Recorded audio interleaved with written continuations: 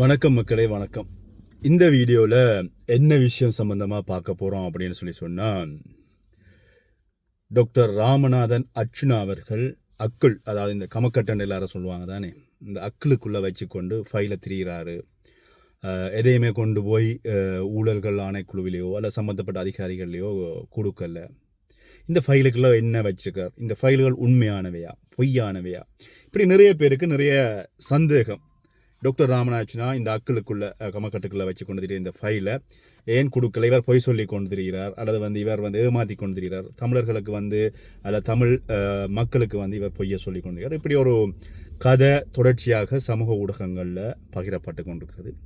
சரி, டாக்டர் ராமநாதன் அர்ச்சுனா அக்களுக்குள் வச்சு கொண்டு திரிகிற ஃபைலுக்குள்ள என்ன இருக்கிறது, இது சம்பந்தமாக தான் இந்த வீடியோவில் நாங்கள் திட்ட தெளிவாக பார்க்க போகிறோம்.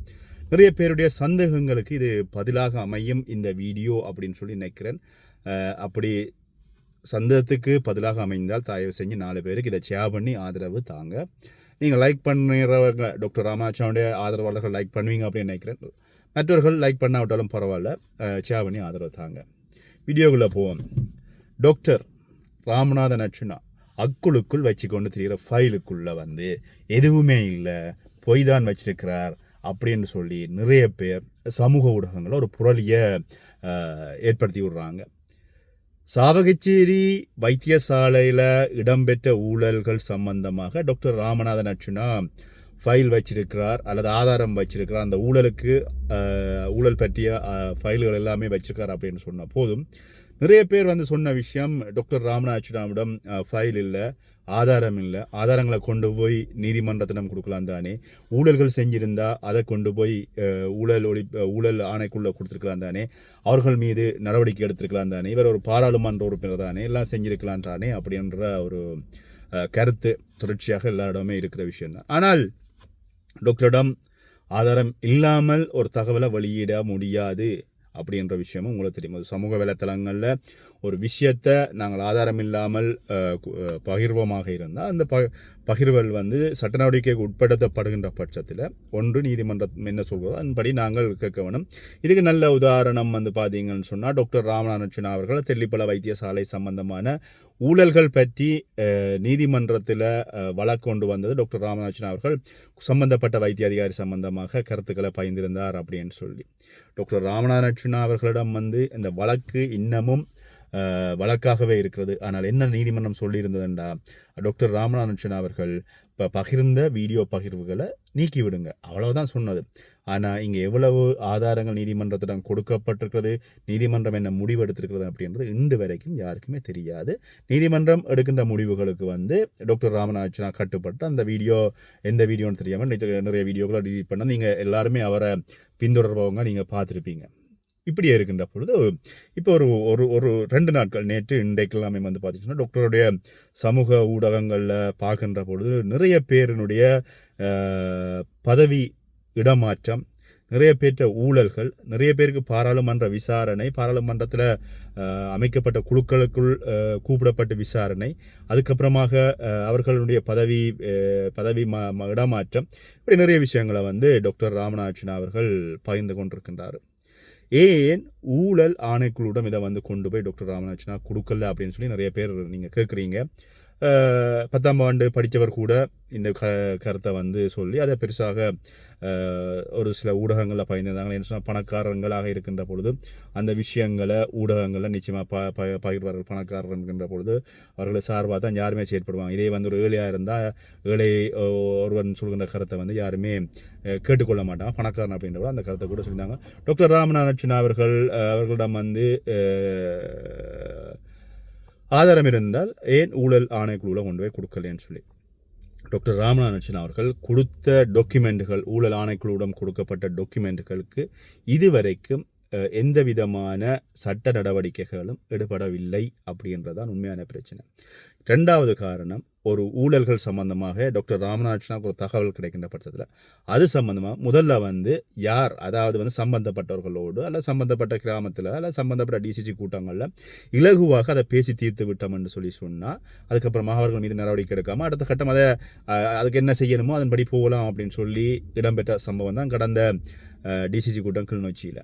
அது பார்த்தீங்கன்னு சொன்னால் இப்போ அது பெரிய ஒரு பேசு பொருளாகிவிட்டது. அது இப்போ அது லஞ்ச ஊழல் ஆணைக்குழுவிலிருந்து அரசாங்கம் வரைக்கும் ஜனாதிபதி வரைக்கும் அது போய்விட்டது.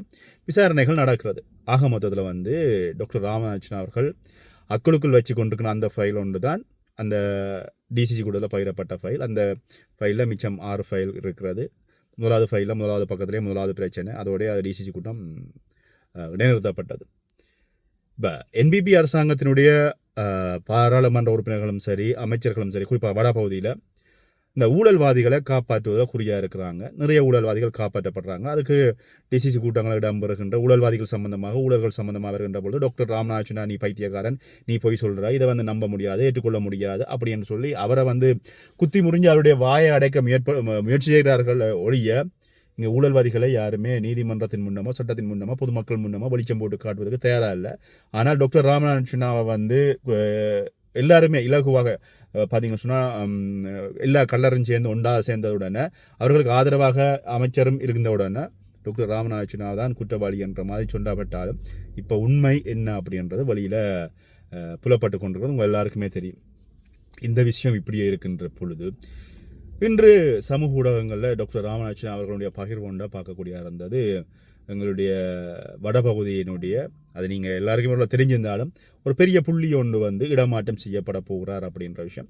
இவர் பார்த்தீங்கன்னு சொன்னால் 2009 ஆண்டுக்கு பிற்பட்ட காலப்பகுதிகளில் எங்களுடைய போராட்டம் கவனிக்கப்பட்டதுக்கு அப்புறமாக ஈழத்தில் இடம்பெற்றது போராட்டம் இல்லை அப்படின்ற மாதிரியான கருத்துக்களை சொல்லி அவர் நிரந்தரமான ஒரு பதவியை பெற்று ஒரு குறிப்பிட்ட இடத்துல வந்து அவர் நிரந்தரமாக குடியமர்ந்திருக்கிறாரு.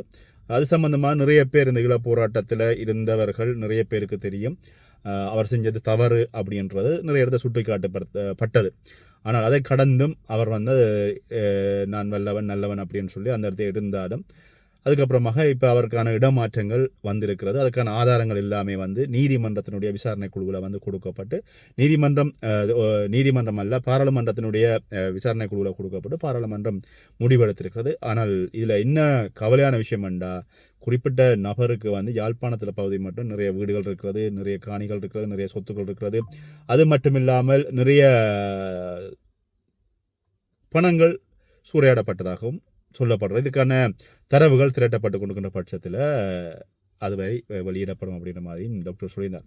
டாக்டரினுடைய அக்களுக்குள்ளே இருக்கின்ற இந்த ஃபைல் தான் பாராளுமன்றத்தில் கொடுக்கப்பட்டு அடுத்த கட்ட நடவடிக்கைக்கு போனது. அதே மாதிரி நேற்றைக்கும் டாக்டர் ராமநாதன் அவர்கள் வடமாகாண சுகாதார சபையினுடைய பணிப்பாளராக இருக்கின்றவருடைய இடமாற்றம், அதே மாதிரி விவசாய திணைக்களத்தில் இருக்கிறவருடைய இடமாற்றம், இப்படி ஒவ்வொருவருடைய இடமாற்றங்கள் சம்பந்தமாக சொன்னது மட்டுமில்லாமல் ஒரு சில வைத்தியசாலைகளுக்குள் இடம்பெற்ற ஊழல்கள், இதுக்கு அடுத்த கட்டமாக என்ன நடக்க போகிறது, இவை சம்பந்தமாகவும் பாராளுமன்றத்தில் குறிப்பிட்ட அதுக்காக நியமிக்கப்பட்ட குழுவில் வந்து நான் ஒப்படைச்சிருக்கேன்.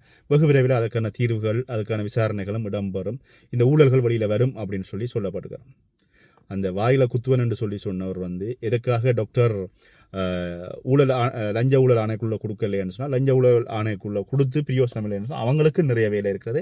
அடுத்த ஒரு டாக்குமெண்ட் அவங்கள்ட்ட கொடுத்தா அவங்க வந்து தங்களுடைய அந்த ஓர்டரில் தான் செய்வாங்க. உடனே வெகு விரைவில் நடவடிக்கைகள் எடுக்கப்பட மாட்டாது. இதன் அடிப்படையில் டாக்டர் ராமநாதன் அவர்கள் தன்னால் எங்கே கொடுத்தால் என்ன நடக்கும் அப்படின்றதன் அடிப்படையில் அவர் பாராளுமன்றத்தில் கொடுக்குறார் அப்படின்னு சொல்லி நான் நினைக்கிறேன். அது மட்டும் இல்லாமல் வடபகுதி வந்து ஊழலில் மூழ்கி போயிருக்கிறது. நீங்கள் பாருங்கள், மண் கடத்தலில் ஊழல், பாரில் ஊழல், சாமான் பொருட்கள் கட்டடங்கள் கட்டுறதில் ஊழல், சீமேந்துகள் கொண்டு வரதில் ஊழல், சுண்ணக்கல்ல ஊழல், எங்கே ஊழல் இல்லை. சும்மா ஒரு டாக்குமெண்ட் நாங்கள் யாழ்ப்பாணத்தில் எடுக்க போகிறோம்னு சொன்னால் சும்மா ஒரு டாக்குமெண்ட் குறைஞ்சது 5000 ரூபா கொடுக்க வேண்டியிருக்கு, குறைஞ்சது ஒரு 3000 ரூபா கொடுக்க வேண்டியிருக்கிறது.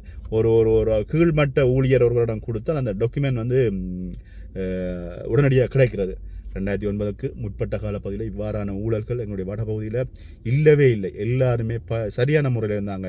இப்போ எல்லாமே ஊழலில் மூழ்கி போயிருக்கிறது. இது சம்பந்தமாக யாராவது கதைக்க வலிக்கிட்டால் அவர்களுக்கு பயமுறுத்துறது, உயிரச்சுறுத்தல் கொடுக்குறது, இவ்வாறான சம்பவங்களும் எங்களுடைய வடபகுதியில் இருக்கிறது. காலம் கட்டாயம் இதுக்கான பதில்களை சொல்லும் அப்படின்றதுல வந்து மாற்று கருத்து இல்லை. டாக்டர் ராமநாதன் அக்குழுக்குள்ள கமக்கட்டுக்குள்ள எல்லாருக்கும் உங்களோட பேச்சு மொழியில் சொன்னால் கமக்கட்டுக்குள் இருக்கின்ற ஃபைலுகள் நிச்சயமாக இவ்வாறான ஊழல்வாதிகளை விரைவில் வெளிக்கொண்டு வரும். பொறுத்திருப்போம். எல்லாத்துக்குமே நாங்கள் எடுத்தோம் கவுத்தோம்னு சொல்லி அந்தரப்பட்டு டாக்டர் வந்து 2 வருஷத்தில் என்ன செய்தார், என்னதை கிழிச்சார் என்று சொல்லுவவங்க கொஞ்சம் பொறுமையாக இருங்க. எல்லாத்துக்கும் பதில் விரைவில் கிடைக்கும். டாக்டருடைய அக்களுக்குள் இருக்கின்ற ஃபைல்கள் நிச்சயமாக நிறைய கதைகளை வெளியில் கொண்டு வரும், நிறைய ஊழல்வாதிகளை வெளியே கொண்டு வரும். நல்ல நிம்மதியான வடபகுதி வெகு விரைவில் வருவதற்கான வாய்ப்புகள் இருக்கிறது. பொறுத்திருப்போம், நடக்கிறத பார்ப்போம். தொடர்ச்சியாக டாக்டர்ஸ் பற்றிய வீடியோக்கள் தேவைன்னு சொன்னால் என்னுடைய சேனலை சப்ஸ்கிரைப் பண்ணி வச்சுக்கொள்ளுங்கள். நன்றி.